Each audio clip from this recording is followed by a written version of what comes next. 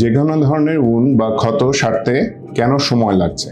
এখন এটা কয়েকটা ফ্যাক্টরের উপর ডিপেন্ড করে, যেমন একটা পেশেন্ট ফ্যাক্টর বা রুগীর কী অবস্থা তার উপর নির্ভর করে, আমরা কি ম্যানেজমেন্ট করছি তার উপর নির্ভর করে।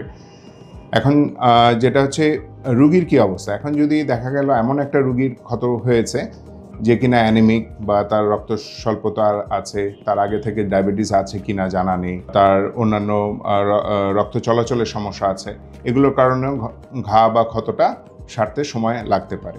আর যেগুলো আছে উন্ডের আমরা কি ম্যানেজমেন্ট দিচ্ছি, মানে রুগী হয়তো আমাদের কাছে আসে নাই, বাসাতেই হয়তো চিকিৎসা করছে, অথবা রিমোট কোনো অঞ্চলে ড্রেসিং করাচ্ছে, সেখানে কী দিয়ে ড্রেসিং করছে সেটাও একটা ফ্যাক্টর নির্ভর করে যে ঘা কত দিনে সারবে। আরেকটা জিনিস হচ্ছে যেই ঘাটা আছে সেটা কি ইনফেকশন হয়ে গেছে, বা এখানে কোনো ময়লা লেগে আছে কিনা, বা এখানে কোনো মরা অংশ আছে কিনা, এগুলো সরানো হয়েছিল কিনা ড্রেসিংয়ের সময়, এগুলোর উপরেও কিন্তু একটা ঘা সেরে ওঠার সময়টা নির্ভর করে।